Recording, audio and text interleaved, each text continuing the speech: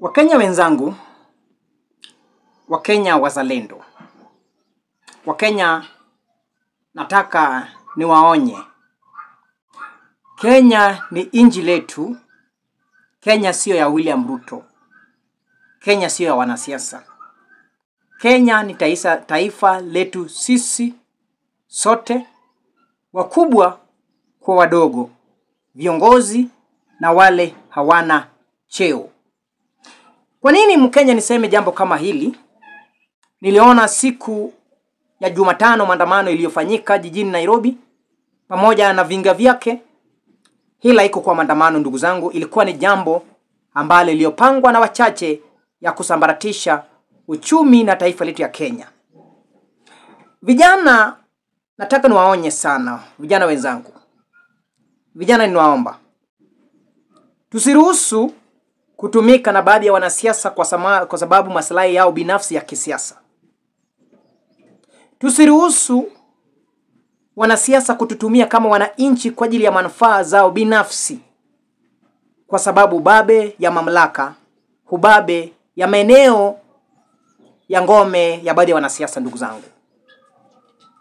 Ndugu yangu, tukichoma Kenya kana kwamba hatutaki William Ruto. Je, William Ruto aking'atuka tutabaki na nini ndani ya taifa la Kenya? Hilo ndio swali ambalo nimejiuliza leo sana kama Mkenya ambaye mlipo shuru.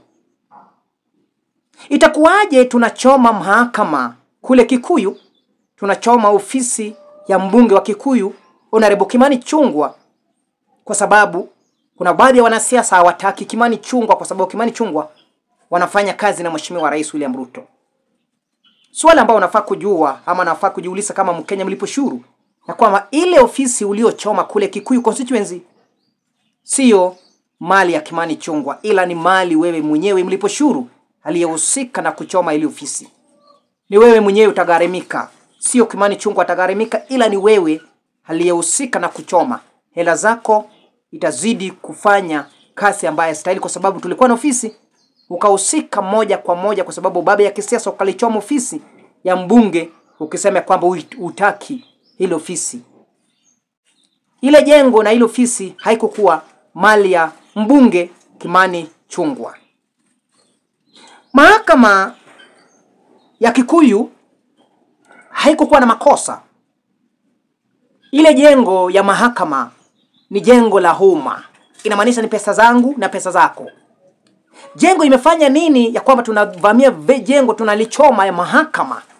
Swala ambalo nauliza.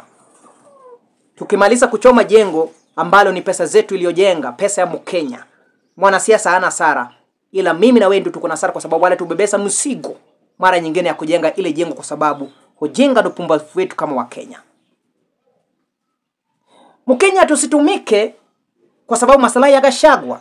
Na hii nataka nionye jamii wa Kikuyu ya kwamba Gachagua anawatumia nyinyi binafsi kwa ajili ya maslahi ya ubabe lake ya kisiasa.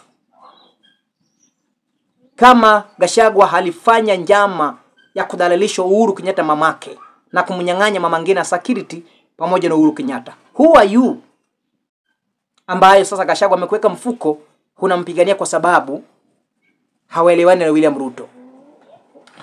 Ningependa kukujulisha Mkenya, tusifanye ya kwamba Kenya sio inji yetu.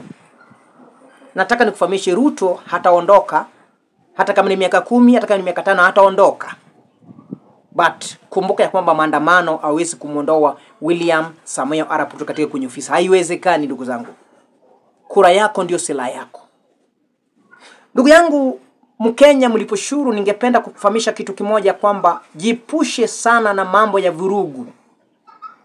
Kijana, jipushe sana na mambo ya uporaji. Ya kwamba baada ya utulivu ya maandamano, serikali ataanza kukuandama wewe binafsi bila Gachagua, bila mwanasiasa aliyekukulipa kuvamia mali ya mjukuu, ama mwanasiasa aliyelipa mjukuu kuvamia mali ya Kamao. Ndugu zangu wa Kenya, tusifanye vijana tujae katika kwenye gereza ama kwenye koroni kwa sababu jinga zetu, kwa sababu maslahi ya wanasiasa. Vijana nataka niwaonye, kwa sababu sijawahi ona Kikuyu wakifanya maandamano. Lakini mara kwanza tumeona kwamba kule Nyandarua County kituo cha polisi inachomwa, magari ya polisi inachomwa. Swala ambalo nauliza, Gari ya polisi ilifanya makosa gani? Kituo cha polisi ilifanya makosa gani? Hapa ndipo kama wananchi tunapotoka ya kwamba badala tupiganie ile haki ambayo tunataka, tuna divert attention yetu na wanasiasa kwa ajili ya maslahi yao binafsi. Ndugu yangu mzalendo, Mkenya mliposhuru, please usijaribu kukua chombo ya mwanasiasa, kwa sababu mwanasiasa anakutumia kwa maslahi yake binafsi. And I want to warn the people of Mountain ya kwamba Gachagua anawatumia kwa maslahi yake binafsi kama Geoffrey Rigathi wa Gachagua.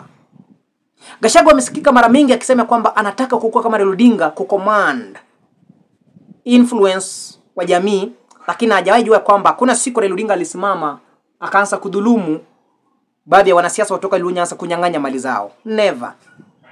Never. Never.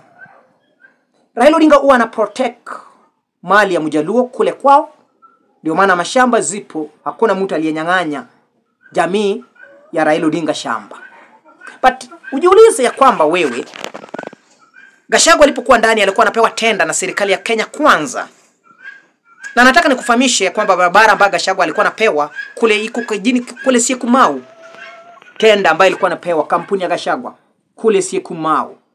Ulipokuwa Gachagua anabanduliwa, kama uko makini, zile kampuni ilikuwa inatajwa, na kuna jamaa mmoja ambaye alikuwa anatajwa sana kwenye mahakama. Huyo ndio jamaa Gachagua alikuwa anatumia kufanya naye kazi ya serikali ndani ya Kenya Kwanza. Imekuwaje na kwamba Gachagua amebanduliwa? Sasa Gachagua anataka kushtuma ya kwamba Ruto ni muizi. Ni leo ndio Gachagua amefahamu ya kwamba Ruto ni muuaji. Ni leo ndio Geoffrey Gachagua amefahamu ya kwamba Ruto ni muongo. Ni leo ndio Gachagua amefahamu ya kwamba Ruto ni mnyang'anyi. Nataka nikuonye Mkenya, usikubali kucheza ngoma ya Gachagua. Usikubali kurindima ngoma ya Gachagua. Wacha Gachagua pambana hali yake binafsi kama Geoffrey Rigathi wa Gachagua. Halipokuwa ndani ya serikali hakuwa anatetea mwananchi, alikuwa anajitetea. Gachagua alikorofisha viongozi wote ya Mountain, akafuruga kila mtu hadi boss wake William Samoei Arap Ruto. Hakamdharau Uhuru Kenyatta aliyemwajiri kama msaidishi wake binafsi, binafsi. Kama Gachagua anaweza manage kudhalilisha boss wake Uhuru Kenyatta aliyemwajiri, wewe ni nani Mkenya? Chunga sana na usemi ya Gachagua ya kwamba itatuingiza katika kwenye vurugu, lakini kwa manufaa yake binafsi. Stay away to Gachagua. Gachagua sio chaguo bora kwa Wakenya. Gachagua sio chaguo bora kwa Wakikuyu. Gachagua hana nia ya uongozi, lakini ako na nia ya utajiri na influence na kufanya jamii ya Mlima Kenya kama watumwa ili abudiwe kama Gachagua. We cannot worship Rigathi wa Gachagua, and we cannot allow Gachagua to destroy our property and our land of Kenya. Hatuwezi kubali. Ile sio maandamano ndugu zangu. Yale iliyofanyika Nyandarua, Nyeri, Githurai, Nairobi, Mwiki, hatuwezi kubali kutolerate tena. Lazima serikali simame hata kama Ruto ni mbaya, but we cannot destroy our country because of interest of some politician. Haiwezekani. Nataka ni kuonya Mkenya, kaa mbali na Geoffrey Gachagua, pambana hali yake. Ruto ataenda, but hatuwezi choma inchi, hatuna inchi mbadala. Inji letu ni Kenya, na Kenya ni moja, hatuna Kenya mbili. Lazima tufanye vitu kimakinifu. Ndugu yangu, unaweza choma nyumba yako ukidhani ya kwamba kesho utapata hela ujenge nyumba nyingine. Ukose kupata hela, kesho waweze kuishi nje kama gari. Ndugu yangu, don't try. Wewe sio lori anayelala nje. Tusikubali kusambaratisha umoja, huiano wa taifa la Kenya kwa sababu matakwa ya wanasiasa. Ninawarai wa Kenya wenzangu, tusikubali. Tusikubali kusambaratisha taifa kwa sababu influence ama interest ya some politician, some conmen. Mkenya, Mkikuyu, munisikize vizuri ya kwamba kuna yale vitu Mheshimiwa Uhuru Kenyatta alikuwa anazungumza, na ndio hii inawaandama polepole. Tumefanya maandamano Luo Nyanza muda mrefu, hatujafanikiwa. Tukachoma barabara tukidhani ya kwamba tukichoma ilo barabara lila serikali, hatukuwa tunajua kwamba barabara hilo ni letu kama jamii, ni letu kama wananchi. Tulikuwa tunadhani ya kwamba tukichoma hilo barabara ya kwamba serikali itasikia chungu, kumbe tukujua kwamba tukichoma na tukaribu mali ya umma, barabara na kadhalika vitu la serikali ambayo ilijengwa na public resources, ni sisi tunapoteza. Ndio maana nasema kwamba maandamano ambayo imefanywa Luo Nyanza imefundisha watu wengi. Leo hii huwezi kupata kwamba tunachoma barabara. Na hii nataka nionye vijana, tusidhubutu kusambaratisha taifa la Kenya. Ndugu yangu, wakati tunaruhusiwa kufanya maandamano, ni maandamano ya amani. The same way jinsi walianzisha maandamano zao ilikuwa ni maandamano ya amani. But hatuwezi ruhusu kuvunja maduka makuu tukisema ni maandamano. Ukipigwa risasi usilalamike. Ukipigwa risasi na polisi usinungunike. Jambo lingine ndugu yangu, usiwahi inua mkono yako kupiga askari. Nataka nikuonye mwananchi kawaida, usiwahi. Hata kama wewe ndio umesoma ngumi, karate, usiwahi. Wakati hutaandamwa ama upige mmoja na wako wawili, usitarajia kwamba ule mwingine atacheka na wewe. Matokeo ni risasi. So usiwahi jaribu. Hata kama wewe ndio umesoma karate, usiwahi ndugu yangu. Hata kama wewe ndio unavuta bangi kiasi gani, usiwahi. Ndugu yangu, tutazidi kupoteza maisha yetu sisi maskini kwa sababu ukosefu ya elimu, kwa sababu ukosefu ya kujua. Tumeenda kwa madarasa kusoma, bata tukujua ya kwamba ujinga sio masomo ndinaondoa. Ndugu zangu, lazima tukae mbali sana na vurugu. Tunaweza kutengeneza Kenya na kwa njia yote. Na hii nataka niambie Mkenya anayetazama hii video ya kwamba, ndugu yangu, kura yako ni silaha yako. Kura yako ni silaha yako. Iwapo hatutaki serikali ya Kenya Kwanza, jukumu lako kama mwananchi ni kuhakikisha kwamba umejiandikisha kama mpiga kura wa Kenya. Hiyo ni jibu yako ya kwanza. Jibu lako la pili ni kuhakikisha kitambulisho yako umeweka mahali pazuri ili ikusaidie, kwa sababu kura yako ndio silaha yako. Ndugu yangu, nchi inajengwa na mazungumzo. Nchi ijengwi na vita. Taifa lolote lililojengeka walijenga na mazungumzo, hawakulijenga na vita. Ndivyo ilivyo.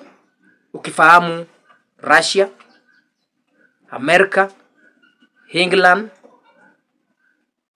Ujerumani, Dubai, Qatar, Egypt, hizo ni nchi imejengwa na mazungumzo. Ndugu zangu wa Kenya, kura yako ndio silaha sahihi ya kubadilisha maisha yako. Kura yako ndio silaha ambalo itakuokoa kwa haya majanga. Virugu, kuchoma ofisi ya umma ambayo ni pesa zangu, ndugu yangu, tutagaramika. Baadaye tusonge mbele, tunarudi nyuma kwa sababu tulikuwa na jengo mahakama tumechoma. Kama ni milioni 10 ilikuwa melala pale, wataongeza 15 million kwa sababu maybe ile jengo miaka 10 iliyopita na 10 million. Inamaanisha gharama imepanda tena ya ujenzi.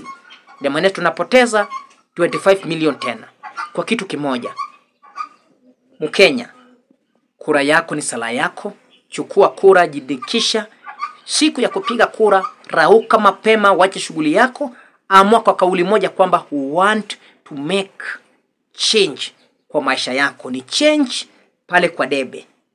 Pigia mtu ama rais ambayo sera yake umempima kuzani, ukahakikisha kwamba huyu anaweza kutekeleza matakwa yako na maslahi yangu. Ila ukienda katika kwenye debe na hisia hiyo ambayo unaenda nayo katika kwenye debe, hisia hayo baada ya machaguzi, ndio hisia ikishatoweka ndio utafahamu ya kwamba nilifanya wrong decision. So usiende katika kwenye ballot kura ama katika kwenye debe na hisia ya kwamba huyu amenichosha. Enda katika kwenye debe ukisapima yule ambao unataka kubandua na yule ambao unataka kuweka ya kwamba ni tofauti, kisha chagua huyo bora, wacha yule ile sio bora. But we cannot change Kenya na mambo ya violence. Haiwezekani ndugu zangu. Narudia, kura yako na silaha yako. Ile siku sisi maskini tutawacha kutumika, tutaanza kutumia akili zetu bila kutumia akili ya wanasiasa, tutakuwa mbali. Ndugu yangu, tu tulichagua kura ambayo haikuwa na mambo ya mirengo. Kibaki akashinda na kijana wa Malwa, tukaona jinsi mambo ilivyokuwa. Tukakuja na hisia ya 2007 ya mirengo ya kwamba kabila zote wakasanyana kwa nyuma ya kabila moja. Tukapiga kura tena na hisia, haikufanikiwa. Ilienda jinsi ilienda. Na hiyo ni ishara tosha kwako mwananchi, lazima ujue ya kwamba state ni state. Na ukitaka kubadilisha state, sanya kura na maoni yenu pale kwa debe, muambie kwa kauli moja, hatutaki ukabila.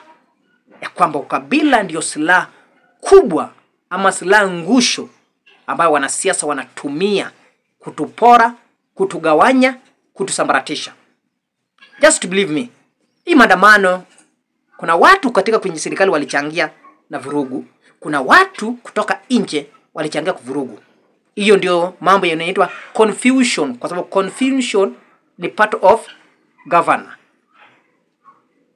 So wakati wao wanatuvuruga, wanatukosanisha kama jamii, wanatukosanisha kama Wakenya, wanatukosanisha kama vijana, wanapata njia mwafaka wa kufanya jinsi watakavyo, kwa sababu njia yetu ukosefu ya kufahamu. Nataka nikwambie Mkenya mwenzangu, usikubali kutumika kwa maslahi ya wanasiasa. Ndugu yangu, wanasiasa wataenda nje ya Kenya, Tanzania na kadhalika, ya Amerika, Jerumani, Europe, bara Asia, barani kote Afrika wataenda. Lakini wewe, mimi na wewe yenye tuna passport, mimi na wewe yenye tuweze vuka boda, mimi na wewe yenye tuna uwezo ya kupanda ndege ya moja kwa moja, tutaenda wapi? Inamaanisha tutauliwa kama tutakufa na njaa hapa ndani ya taifa letu Kenya. Tusikubali kusambaratisha umoja wa taifa la Kenya. Walio ndani ya serikali hawaoni ya kwamba serikali inafanya makosa.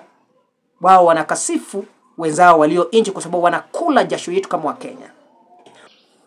Walio nje pia wanakasirika kwa sababu wanaona ya kwamba wanafaa kukula ile jasho ya wananchi. So ujiulize, watakaje? Unataka hadithi, hamu unataka mageuzi. Ndio maana nasema kwamba walio ndani hawaoni wa kwamba Wakenya wanateseka. Walio nje wakiingizwa ndani pia watakuwa vile vile. Ndio maana nataka nikuambia kwamba I believe ya kwamba the best candidate 2027 George Natembeya, the governor of Tanzania, and Muthoni wa Muchomba wanaweza kuleta mageuzi, kwa sababu tumeona msimamo wao wakisungumuza tatizo la Mkenya bila uoga, bila kuegemea wapi. Lazima ujue, gundua ya kwamba ni unataka nini. Ndio maana nasema kama tunataka change, tuchague governor wa Tanzania kama rais wa 6, kwa sababu hana nafasi ya kutukana, hana nafasi ya kuita mwingine mwizi, ila kuna nafasi ya kusungumuza tatizo la Kenya na mahali tatizo lipo.